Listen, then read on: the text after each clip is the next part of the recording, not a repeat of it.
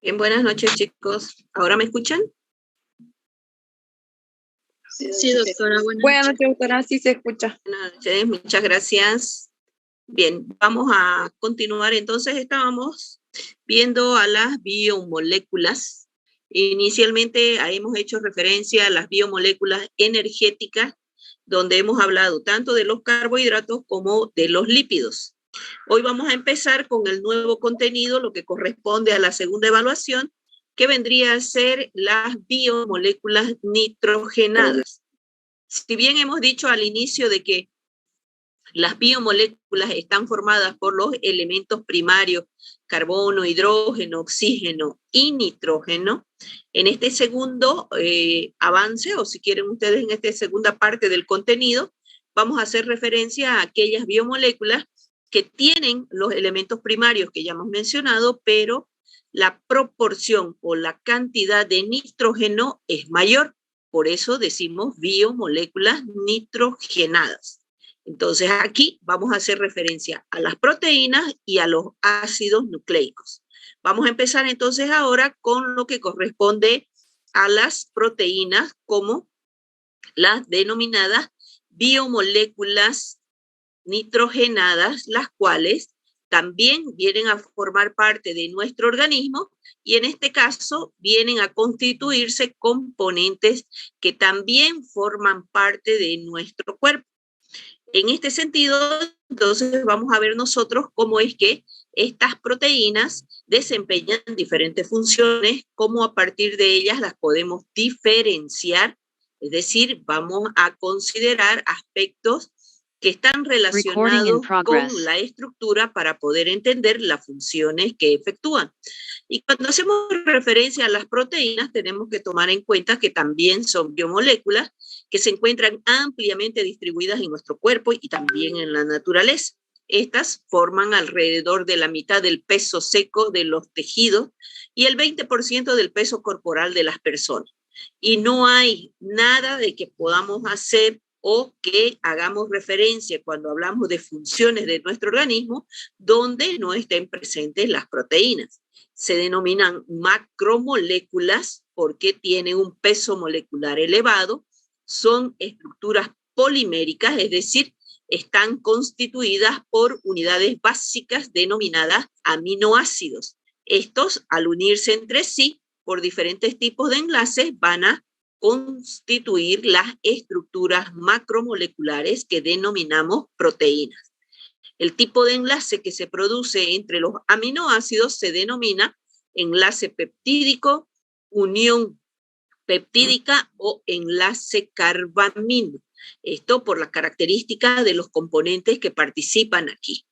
Dentro de lo que corresponde a las generalidades o aspectos que nosotros podemos hacer alusión a las proteínas, podemos tener en cuenta la función que van a ejercer, que tiene como requisito ser estables en el medio en el cual se encuentran almacenados o en aquel lugar donde van a desarrollar su función, de manera tal que la vida media pueda ser lo más largo posible y la molécula pueda ser eficientemente utilizable por el organismo y que no genere contratiempos o alteraciones al mismo.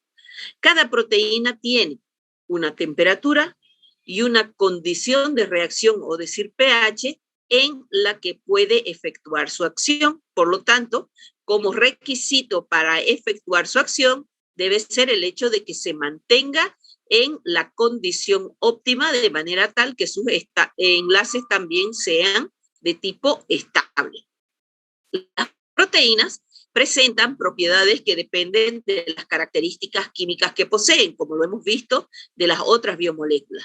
Una de ellas viene a ser la especificidad, es decir, su estructura hace que cada proteína desempeñe una función determinada y concreta, que sea distinta a las de las demás proteínas y por lo tanto de aquellas otras moléculas en las cuales tienen presencia los mismos elementos.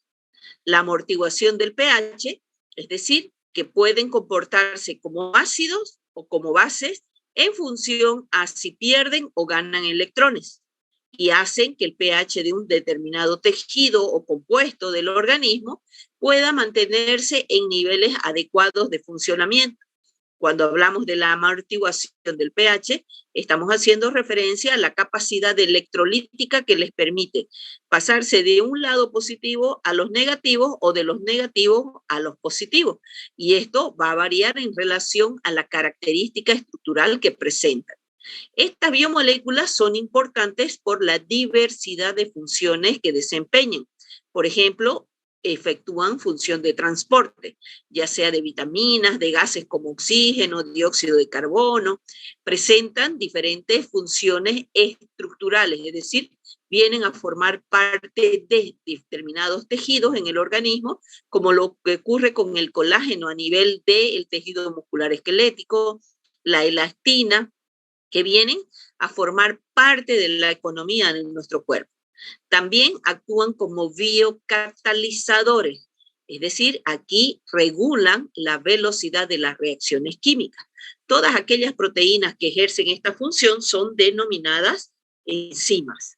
La regulación viene a ser otra de las funciones que también puede ser efectuada por las enzimas que ejercen función de hormonas, como por ejemplo la insulina, el glucagón, estructuralmente se constituyen proteínas. Son también conocidas como moléculas que efectúan la acción de protección del organismo. Aquí hablamos de las mucinas, el fibrinógeno, los anticuerpos. El síndrome de maduración proteica también se constituye un componente funcional importante en las proteínas. Y también las enfermedades que pueden ser desarrolladas por los denominados priones. Si nosotros tomamos en consideración los diversos niveles o lugares que tiene nuestro organismo, vamos a encontrar siempre involucrada una u otras enzimas en esa acción o en esa función. Decíamos que son enzimas digestivas, puesto que ayudan a facilitar las reacciones químicas que se llevan a cabo en todo el tracto digestivo. Desempeñan función también de defensa, conocida como anticuerpos o inmunoglobulinas, es decir, son las que constituyen parte esencial del denominado sistema inmune. También ayudan a la expresión del ADN y el ARN, puesto que se constituyen la base estructural de los componentes nucleotídicos que forman parte de estos ácidos nucleicos. La función de transporte más reconocida que presentan las proteínas viene a estar dada por la hemoglobina, que está presente en los glóbulos rojos y se encarga del transporte de los gases en nuestro cuerpo.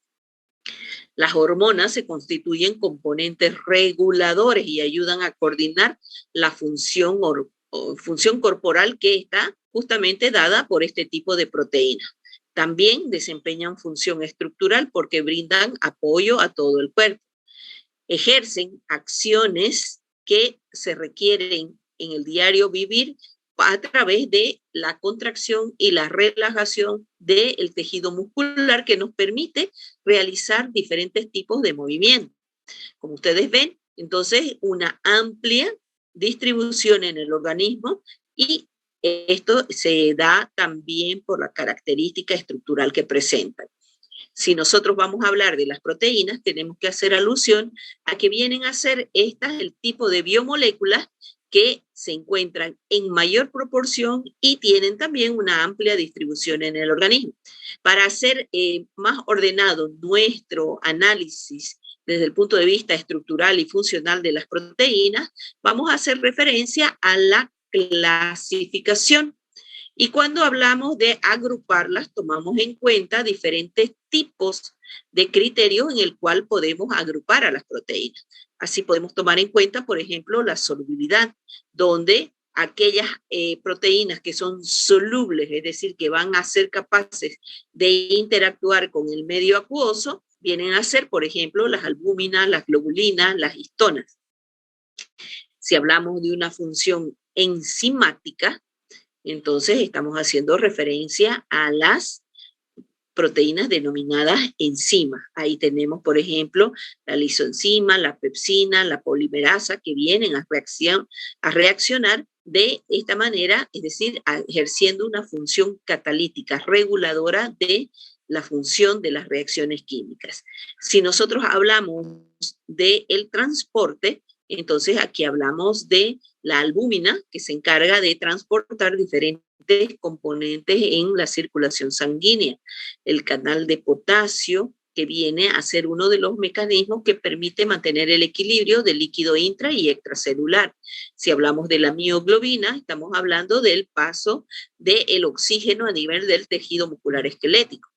Son protectoras, como por ejemplo las inmunoglobulinas, que tienen un gran tamaño y también la capacidad de desarrollar respuesta frente a antígenos que ingresan al organismo y son reconocidos a partir de ellas como organismos extraños. Aquellas que tienen como función la contracción y permiten el movimiento, ya mencionábamos, por ejemplo, la miosina, que va a efectuar este tipo de función. Si hablamos en relación a la forma que presentan las proteínas, las podemos agrupar en globulares y fibrosas. Ya la denominación nos hace alusión a la característica que conforma esta clasificación. Hablamos de fibrosas, es decir, aquellas que tienen una estructura lineal en forma de fibra. Es decir, aquí tienen una estructura lineal que, ejemplo de ella, podemos hacer uso del colágeno. Si hablamos de las globulares, es decir, todas aquellas que presentan una forma distinta a la de la fibrosa, que puede ser redondeada, puede ser ovoide, puede ser elipsoide, o tener una forma distinta a la lineal. Si hablamos de la complejidad estructural, entonces aquí nos basamos en los componentes de la estructura.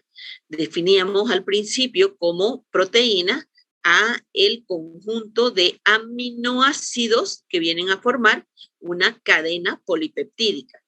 Esta, si está constituida solamente por aminoácidos, estas constituyen entonces las denominadas proteínas simples. Si a esa cadena de aminoácidos se le une un componente distinto que recibe la denominación de grupo prostético, entonces estamos haciendo alusión a las proteínas conjugadas o proteínas complejas.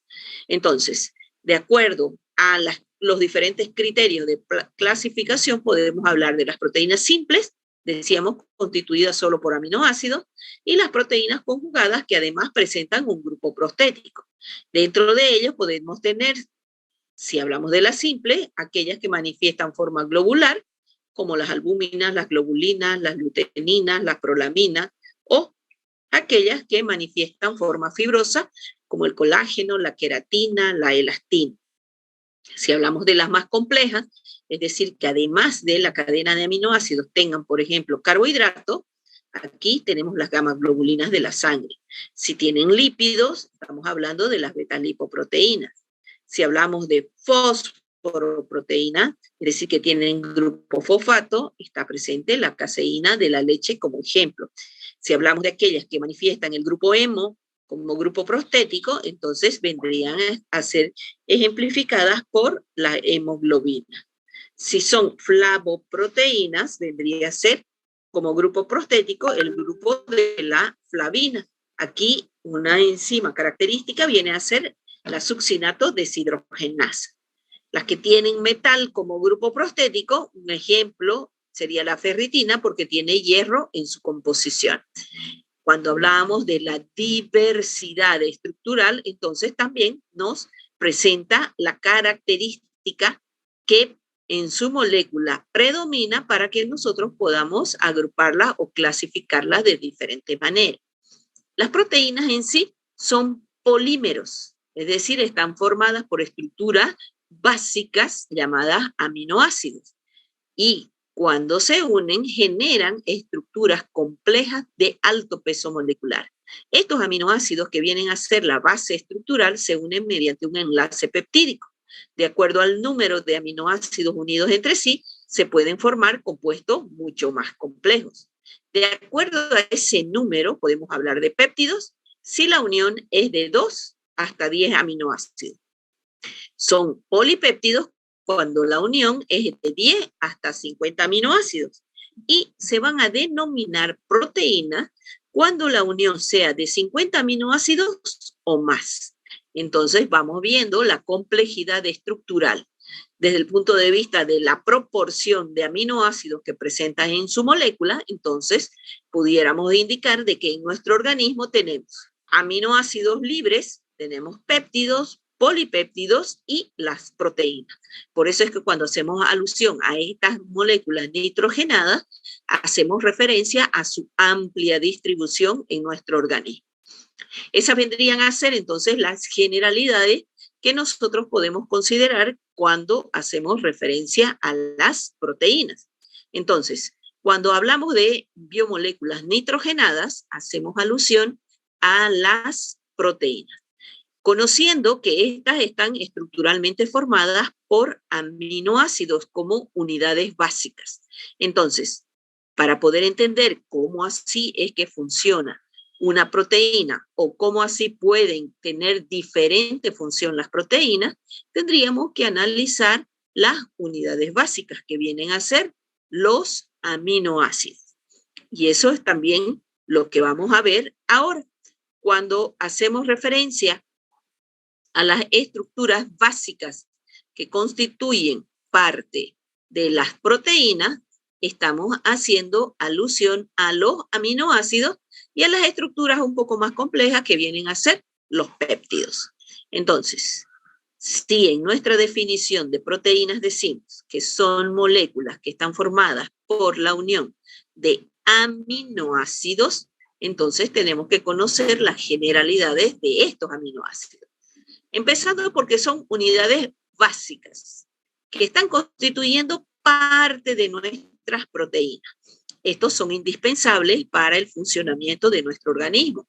Tienen diferentes tipos de funciones, entre ellas como la descomposición de los alimentos, el crecimiento o la reparación de los tejidos corporales, la contracción muscular, son responsables del equilibrio de ácidos bases en el organismo. De todos los aminoácidos que han sido descritos hasta el momento, que más o menos son alrededor de 300 aminoácidos, 20 de ellos vienen a formar parte de nuestras proteínas. Por eso que cuando hablamos de los aminoácidos, tenemos que hacer referencia a aquellos aminoácidos proteicos, es decir, los que vienen a formar parte de nuestras proteínas. Y para poder entender esa diversidad, tanto estructural como funcional, que presentan las proteínas, tenemos que analizar la estructura básica que viene a ser el aminoácido. Estructuralmente está conformado por un denominado carbono alfa o carbono quiral, donde se le va a unir un grupo amino, un grupo carboxilo, de ahí la denominación aminoácido. Además, el carbono se satura con un hidrógeno y con un grupo R o cadena lateral o cadena R, que es lo distinto entre los aminoácidos. Es decir, que cuando nosotros hablamos de la descripción de la estructura del aminoácido, el grupo amino, el carbono alfa, el grupo carboxilo y el hidrógeno son similares en todos los 20 aminoácidos de los que hemos hecho alusión. Lo distinto, lo diferente viene a ser la cadena o grupo lateral. Las propiedades que presentan estos aminoácidos en relación a su característica estructural viene a estar dada por el hecho de que desde el punto de vista tridimensional, el carbono alfa representa una configuración igual a la de un tetraedro, es decir, que el carbono se dispone en el centro de la figura geométrica y en cada uno de los vértices este va a ser ocupado por los diferentes elementos que se unen a él. Esto permite que el carbono alfa manifieste una característica de carbono quiral, es decir, que los diferentes elementos puedan ubicarse en distintas posiciones y seguirían siendo el mismo aminoácido. Esto también permite otorgar determinado tipo de propiedades, como por ejemplo las propiedades físicas que se denominan enantiómeros, que vendría a ser la capacidad que tienen los aminoácidos de formar isómeros.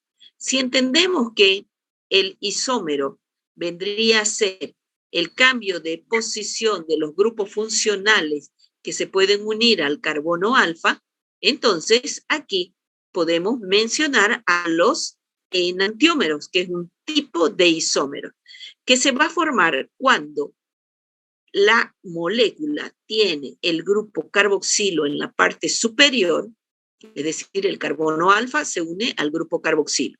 Cuando el grupo carboxilo está en la parte superior, hacemos referencia a la posición del grupo amino en la unión al carbono alfa.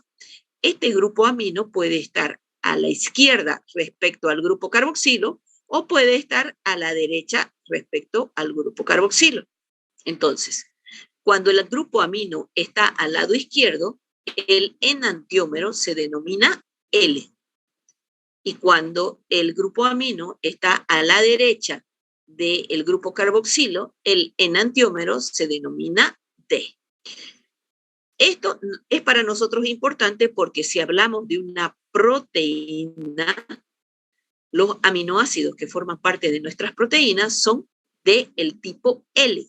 Es decir, son los enantiómeros L los que están formando parte de esa estructura proteica. Esto nos permite hacer la diferenciación de si el aminoácido es o la proteína es de origen natural o puede ser de origen sintético. Cuando hablamos de que estos permanecen o manifiestan un punto isoeléctrico, estamos haciendo alusión a la condición de equilibrio que puede manifestar el aminoácido. Este puede tener en su estructura, hemos dicho, un grupo amino y un grupo carboxilo. Cuando el grupo carboxilo es desprotonado, es decir, va a perder hidrógeno comportándose como cualquier ácido, entonces el grupo carboxilo se va a cargar negativamente, con una carga parcial negativa. Si es el grupo amino el que capta protones, comportándose como toda una base, entonces este va a cargarse positivamente. Entonces, cuando hacemos que esta disolución o esta configuración se va a manifestar siempre que se encuentre el aminoácido en disolución. Entonces, cuando eso ocurre, se conoce como un suiterión, es decir, donde se va a encontrar el aminoácido manifestando una carga parcial negativa y una carga parcial positiva, las cuales van a poder neutralizarse y entonces el compuesto, que en este caso es el aminoácido, se encuentra en una forma dipolar y con una carga global igual a 0, porque una carga negativa se neutraliza con una carga positiva. Entonces, esa viene a ser la condición de equilibrio que puede manifestar un determinado aminoácido. Para poder explicar cómo así es que funcionan las diferentes proteínas en el organismo, nosotros tenemos que analizar la estructura de cada uno de los aminoácidos que viene a formar parte de estas moléculas. Entonces, hemos dicho de que los aminoácidos que forman parte de nuestras proteínas vienen a estar en número de 20. Aquí tenemos la alanina, la fenilalanina, la lisina, la prolina, la treolina, la glutamina y todo lo que ustedes observan aquí. Son 20 aminoácidos con diferente denominación.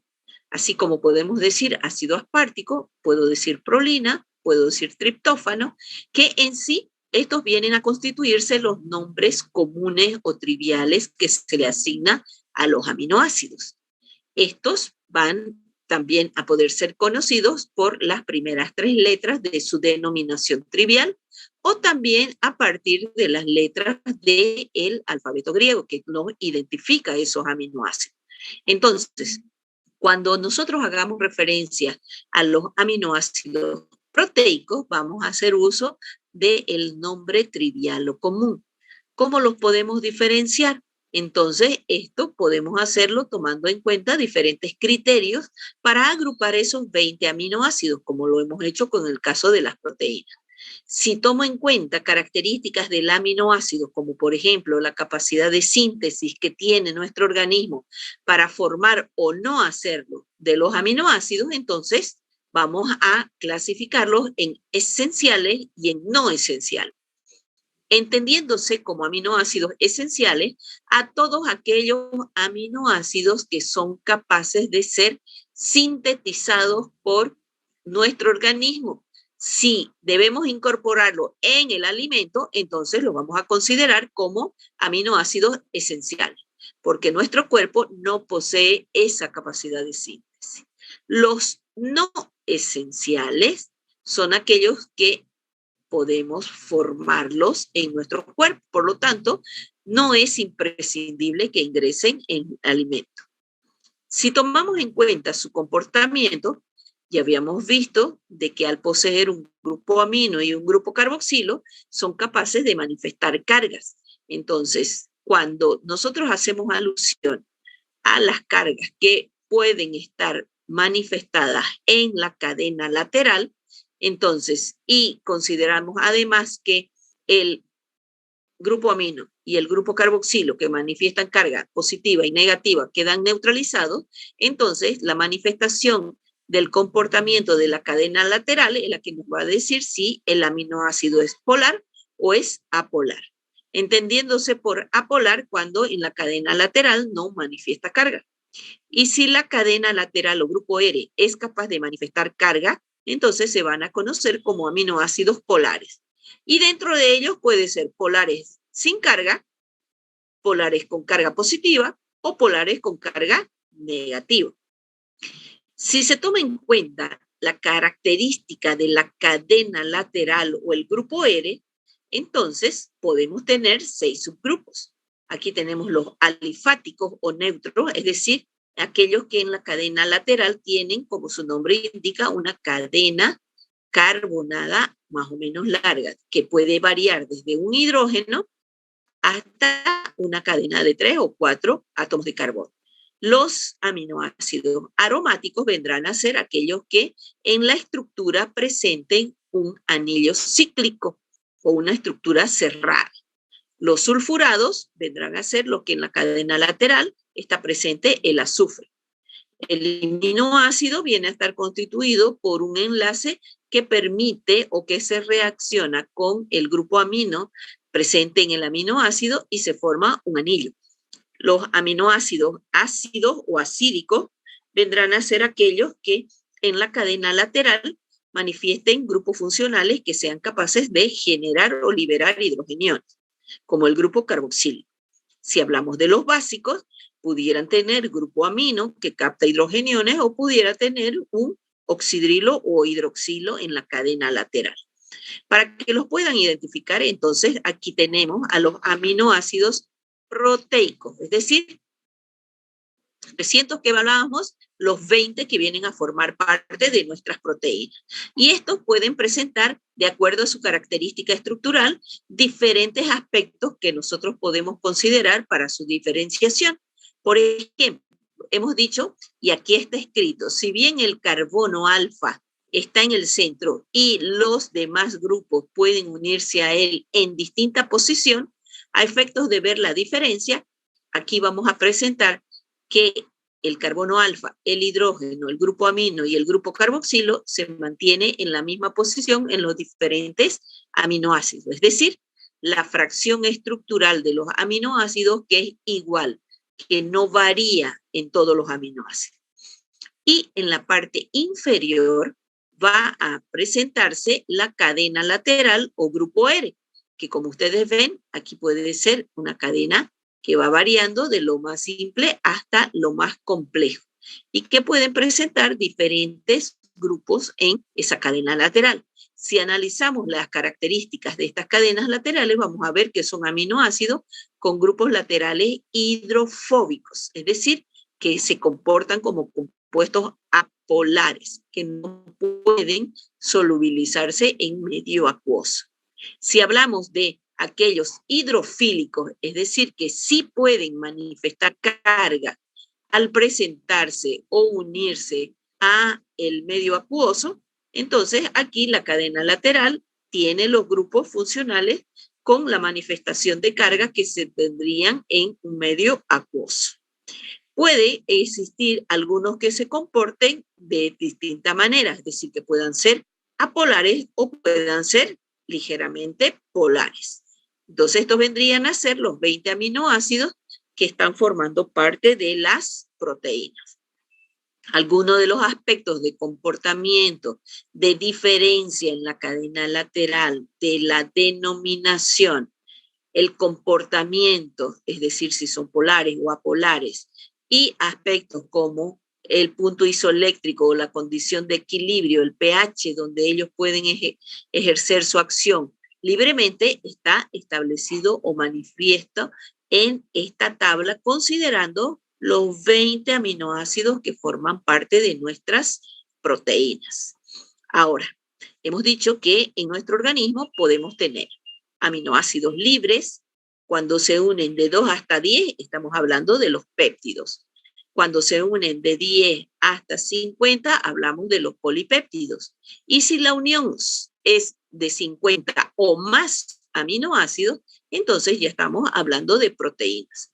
Cuando decimos que se han unido 2 o más, vamos a ver que los péptidos, al igual que las proteínas, vienen a ser moléculas formadas por la unión de diferentes aminoácidos, que se unen a través del denominado enlace peptídico, unión peptídica o enlace carbamino. Entonces, aquí vamos a tener los aminoácidos unidos por el grupo carboxilo de un aminoácido con el grupo amino del otro aminoácido. El grupo carboxilo va a perder un oxidrilo y el grupo amino un hidrógeno. Con ello se libera una molécula de agua. Y me queda el grupo carboxilo con un oxígeno y el grupo amino con un hidrógeno. Por eso es que hablamos de enlace carbamino o también denominado enlace peptídico. Si aquí hay 2 aminoácidos unidos entre sí, estamos hablando de un péptido. Específicamente, si son 2 aminoácidos, vendrían a ser un dipéptido. Si se unen más aminoácidos, pudiéramos hacer alusión, cuando hacemos al péptido, uniendo un prefijo a los aminoácidos para indicar cuántos están formando parte de la cadena de aminoácidos. Por ejemplo, aquí tenemos toda la fracción similar de los aminoácidos hacia la parte inferior. Y lo distinto o la cadena lateral está aquí en rojo para que ustedes vean la diferencia. Entonces, cuando estamos hablando de los componentes que van a formar parte de la estructura, entonces aquí se manifiesta el enlace carbamino. Aquí, estos que están en sombra, entonces vendrían a constituir la unión de los aminoácidos entre sí. Hemos unido un aminoácido básico, un aminoácido alifático, un aminoácido aromático. Este vendría a ser un alifático más complejo que y este con una cadena carbonada mucho más compleja. Entonces estamos hablando de 1, de 2, de 3, de 4, de 5 aminoácidos. Entonces, si son unidos 5 aminoácidos por los enlaces peptídicos, se va a formar un pentapéptido. Que si analizamos la característica estructural de la cadena lateral, vemos que aquí esta viene a ser de tipo apolar, apolar, apolar, y estas dos ligeramente polares. Entonces, el pentapéptido se va a comportar como un aminoácido necesariamente apolar. Entonces, dependiendo del tipo de aminoácidos que se unan y de las moléculas que se formen, ya sean mayores o menores, van a ser distintos y por lo tanto van a tener también diferentes funciones. Por eso es que consideramos oligopéptidos de 2 hasta 20, polipéptidos de 21 a 50 y proteínas de 50 o más aminoácidos. Los oligopéptidos decíamos de 2, de 3 o de 4, utilizando prefijos que nos indiquen el número de aminoácidos que se han unido entre sí. Si hablamos de las funciones de estos péptidos, van a estar relacionados con el tipo de aminoácidos que forme parte de la estructura. Entonces, de acuerdo a cuáles son, se pueden presentar funciones, por ejemplo, de agentes vasoactivos, agentes hormonales, neurotransmisores, antibióticos, antioxidantes, que son estructuras que están formadas entre 2 hasta 50 aminoácidos entre sí. Si hablamos de estructuras y de sus características presentes en referencia a los aminoácidos que están formando parte de esa cadena polipeptídica, entonces podemos también hacer referencia a la importancia biológica. Por ejemplo, para mencionar solamente ejemplos, el glutatión es un tripéptido. Es decir, está formado por 3 aminoácidos y que actúa como una coenzima de varias enzimas. Tenemos, por ejemplo, en hormonas como las endorfinas, las angiotensina, que vienen a actuar como tanto hipertensores o como analgésicos. La oxitocina viene a ser una hormona que causa la contracción del útero, es decir, esta oxitocina va a ser segregada o este tipo de péptido va a ser formado, segregado, está constituido por 9 aminoácidos unidos entre sí en el momento del parto, de producirse el parto. Entonces, este péptido que ejerce una función hormonal al producir la contracción del útero va a favorecer el alumbramiento. Si hablamos, por ejemplo, de la insulina, estamos haciendo referencia también a un polipéptido que en este caso tiene 51 aminoácidos y actúa como una hormona que va a regular el metabolismo de los carbohidratos. Es formada en el páncreas, por eso es que se conoce como la hormona pancreática. Podemos tener enzimas como la gastrina, que estimula la secreción del ácido clorhídrico y que es un péptido de 17 aminoácidos. La gramicidina, que es un antibiótico, está constituido por 10 aminoácidos. Estas para citar algunas de las funciones que pueden presentar los péptidos, que vendrían a ser las estructuras un poco más complejas que resultan de la unión de 2 hasta 50 aminoácidos entre sí. Entonces, esa vendría a ser cuando nosotros hacemos alusión a los componentes que se caracterizan por tener mayor número o proporción de nitrógeno en la molécula. ¿Preguntas hasta aquí? Bien, para poder empezar entonces a describir las funciones del componente más complejo que está formado por la unión de aminoácidos, es decir, a las proteínas, primero tenemos que reconocer las estructuras básicas que vienen a ser los aminoácidos, lo que les acabo de mencionar. Entonces, aquí es importante que ustedes los reconozcan, tanto por el nombre como por la característica estructural. Hemos dicho que los aminoácidos se diferencian por la cadena lateral o el grupo R. Entonces, voy a necesitar, así como se hicieron ustedes un resumen de la cascada de los carbohidratos, tanto de las aldosas como de las cetosas, y que empezaron a diferenciar y a reconocer la estructura de estos monosacáridos, de la misma manera necesito que los reconozcan a los aminoácidos. No les voy a pedir los 300, sino solo los 20 que forman parte de nuestras proteínas, ¿ya? ¿Alguien me quería preguntar algo? Sí, doctora, tengo una pregunta. ¿Será que nos puede explicar acerca de la clasificación por la cadena lateral en sí, los alifáticos y los aminoácidos? Me faltaría llenar eso. Ya. En el caso de los alifáticos, estos recordarán ustedes por orgánica que los alifáticos son los que tienen una cadena lineal, que puede ser tan simple como en el caso de la glicina, que tiene un hidrógeno como cadena lateral o grupo R. O puede ser más compleja como la lisina, que tiene una cadena lateral y además presenta un grupo amino. Es decir, mientras más compleja sea la estructura de la cadena lateral, entonces este va a ser característico para la denominación. En el caso del aminoácido, se forma un puente o una unión entre el grupo funcional amino y la cadena lateral, de manera tal que forma un ciclo, pero no es igual que los aminoácidos aromáticos, que es donde la cadena lateral presenta una estructura cerrada.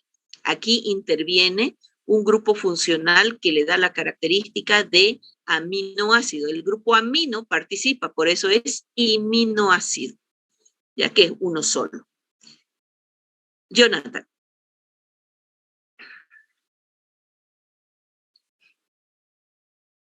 ¿Iba a preguntar algo, Jonathan?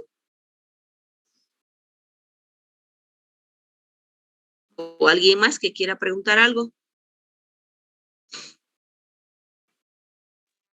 Licenciada, una preguntita. Con el tema de mañana, ¿vamos a pasar laboratorio de qué grupo vamos a pasar laboratorio? El día de mañana. Uno dijo el auxiliar. Sí, toca al primer grupo, a los primeros subgrupos. ¿Ya? Los primeros subgrupos empezaríamos, es como si empezáramos la rotación de nuevo. Empiezan los primeros subgrupos, es decir, los primeros de las listas, ¿no? Esos son los que tienen clase mañana. Y vamos a empezar con la parte de fraccionamiento celular, es decir, ya realizamos las prácticas relacionadas con los carbohidratos y con los lípidos. Ahora nos toca desarrollar las prácticas de la metodología, los diferentes métodos que podemos utilizar en el laboratorio para identificar, por ejemplo, biomoléculas. Y vamos a empezar con el fraccionamiento celular, donde vamos a hacer una práctica que se requiere la presencia como muestra del glóbulo rojo, que viene a ser una célula sanguínea. Y para trabajar con ella, entonces se requiere en principio obtenerla, esa célula sanguínea. ¿Dónde se encuentra el glóbulo rojo? ¿Dónde podemos encontrar el glóbulo rojo? En la sangre. Entonces, eso implica que van a realizar mañana toma de muestras sanguíneas, primero, para tener los glóbulos rojos con los cuales van a trabajar después en la aplicación del método de fraccionamiento celular de tipo químico. Eso es lo que vamos a ver el día de mañana, ¿ya? No se olviden de llevar los primeros subgrupos el día de mañana, deben llevar guantes. Además de las normas de bioseguridad acostumbradas, deben llevar guantes porque vamos a trabajar con material infeccioso, ¿ya? Su papel absorbente, el papel secante, como lo que les ayude a limpiar su material, no se olviden tampoco de llevar, ¿ya? ¿Alguien más quiere preguntar algo?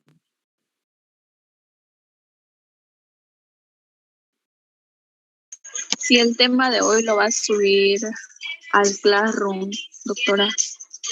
Sí, se los voy a subir. Que grabe y se los voy a subir más dentro de un momento, pero les voy a pasar también para que vayan practicando en las estructuras de los aminoácidos un cuestionario en Classroom para que lo presenten, vayan practicando. Ya les voy a dar más de un día de tiempo para que realicen la tarea y así se vayan familiarizando, porque la siguiente semana vamos a realizar ejercicios y si el tiempo mejora les voy a pedir presencial, ¿ya? Porque necesito evaluar esos aspectos. Está bien, doctora. ¿Listo? Bien, si no tienen más preguntas, entonces vamos a quedar aquí hoy y los veo mañana, los primeros subgrupos en la clase de laboratorio. Dígame. La nota del primer parcial todavía no lo va a decir.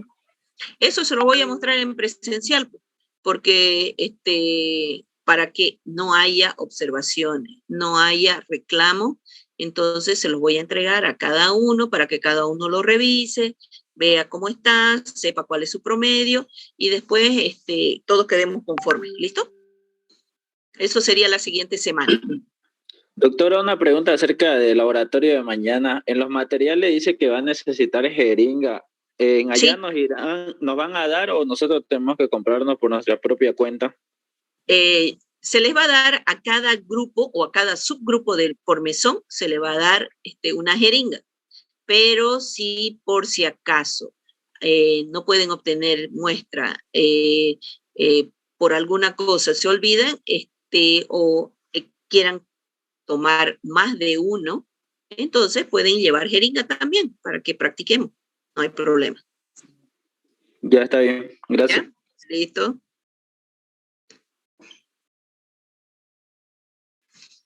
Bien, si no hay más, entonces nos vemos mañana, chicos. Que tengan buenas noches. Abríguense porque está frito. Hasta mañana. Hasta mañana.